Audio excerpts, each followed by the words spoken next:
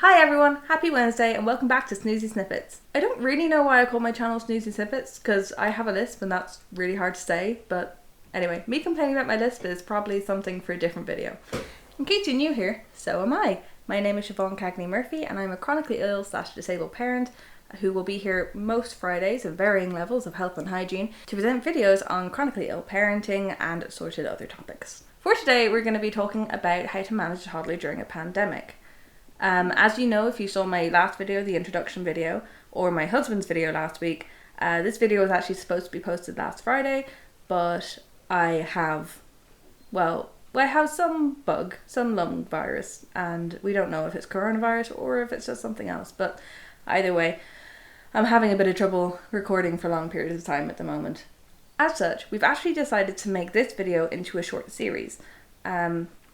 Basically, I can't talk for a really long time right now, and it's better for me if we just do very short videos on one topic at a time. A lot of the content is probably stuff that you're already dealing with if you have a toddler, especially if you have a toddler in a chronic illness. But I've always found that getting ideas from other parents, especially parents who are in a similar situation to myself, has always helped with coming up with new ideas that keep things fresh. Also, if you have any ideas that I don't mention in these videos, please put them in the comments, because I think that we all need to be giving each other as many ideas as possible for things you can do with toddlers with low energy. I think talking to toddlers about scary things can often present a challenge to all parents, whether you're chronically ill or not. Today, I just want to focus on talking to your kids about the current crisis and about coronavirus. Those of us who are chronically ill or disabled are well used to talking to our teeny humans about all sorts of things to do with sickness and everything, and it might, for some of you, it might be a bigger deal, for some of you it might be a less big deal. In our house, we've had 3 goals with how we talk to the kitten. 1, make sure that she understands what's going on and that she knows that she can trust us and we're not going to lie to her about it. 2, make sure that she changes her behaviour, that she washes her hands, she's not touching things, she's not going outside, etc. 3, we want to make sure that she's not too freaked out, that she's not living every day scared and worried that something's going to happen to the people who she loves. So far we found the key to all of this to be basically understanding and creating games and stuff around it, the same way we manage almost everything else. So basically we call it the big sick or the big sickness, and this means that it's in terminology that she can understand. She doesn't know what coronavirus is, she doesn't know what COVID is, these words don't mean anything to her. But she understands that sometimes she gets sick and she can't go into school. Sometimes her friends get sick and they can't go into school. So we've just told her that there's a big sickness going around, and so no one's going into school and no one's going into work and no one's going outside, and this is how we stop everybody getting sick. This is something that she can comprehend, and that it doesn't sound too weird, too scary, but it's also a reason that when her friends are playing on the green, that she knows that she can't go out and play with them. I'm just a bit wheezy. I mean, I've always been a big fan of Lil Wayne myself, so.